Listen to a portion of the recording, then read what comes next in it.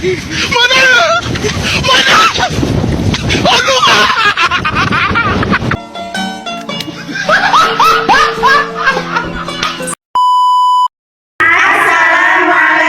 warahmatullahi wabarakatuh. Kami dari kelompok 5 akan mempresentasikan tentang tokoh dari Daulah Utsmani. Yang pertama ada Salim I dan yang kedua ada Sulaiman Al-Qanuni. Perkenalkan, nama saya Aini Saadah, presensi 1. Halo, perkenalkan nama saya Ayu Tia Fenika Ramandani, nomor presensi 8. Halo, perkenalkan nama saya Jika Kubra, presensi 19. Hai, perkenalkan nama saya Mutia Yusrilola, presensi 22. Hai, perkenalkan nama saya Rizky Aprilia, presensi 37. Hai, perkenalkan Tasya Nuria Milati, presensi 40.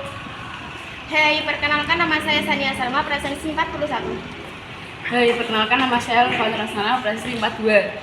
Hai, perkenalkan nama saya Fea Kamila Fitnina, presensi 45. Sulaiman I adalah Sultan Turki Utsmani yang berkuasa dari tahun 1520 sampai 1560. Dia juga dikenal sebagai sultan yang luar biasa. Sulaiman I juga mendapatkan julukan Al-Qanuni yang artinya membuat undang-undang. Sebutan ini didapatkan sebenarnya bila menyusun perundang-undangan bagi rakyat dari berbagai golongan. Peperangan terakhir yang dipimpin oleh Sultan Sulaiman Al-Qanuni adalah Perang Sigenpar atau disebut dengan perbatasan Hungaira sampai Kroasia yang berlangsung pada tanggal 6 Agustus sampai 8 September pada tahun 1566 Masehi. Walaupun berhasil meraih kemenangan, tapi harus dihadapkan pada suatu peristiwa yang mengejutkan. Oleh karena itu, Sultan Sulaiman Al-Qanuni wafat di dalam tenda perkemahannya. Saat wafatnya Sulaiman Al-Qanuni tidak hanya berhasil melakukan keturunan, jika menggantikan pendidikan Islam bagi generasi umat Islam dengan memberikan banyak maju dan madrasah. Prestasinya menjadi raja kelompok di Eropa pada abad ke-16. Setelah berhasil memajukan ekonomi, militer, dan politeknik kekaisaran Turki Utsmani, serta melakukan penaklukan ke Eropa, Timur Tengah, dan Afrika Utara. Selain seorang reformator, ia juga dikenal sebagai penguasa yang adil. Ia mengangkat para pengabdinya sesuai kemampuan tanpa memandang latar belakang keluarga ataupun ekonomi, melainkan dari prestasinya. Pada 1453 Masehi, Turki Utsmania berhasil menaklukkan Kekaisaran Romawi Timur.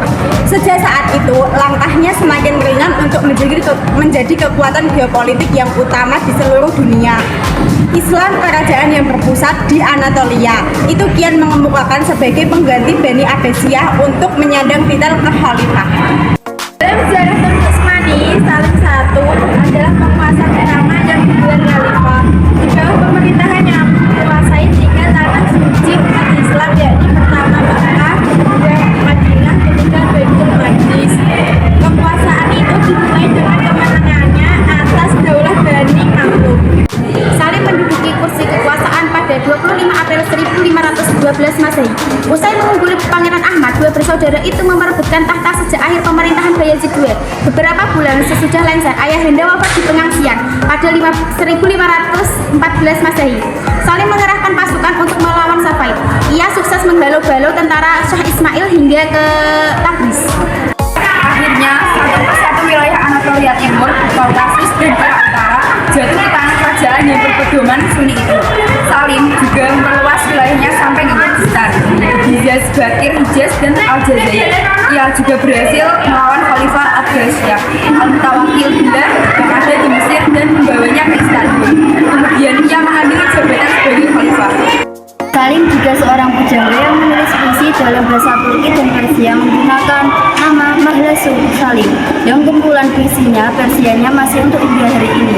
Dalam salah satu puisinya, dia menulis sebuah permadani cukup besar untuk diduduki oleh 2 orang sufi dan tetapi tidak cukup besar untuk diduduki oleh 2 orang raja.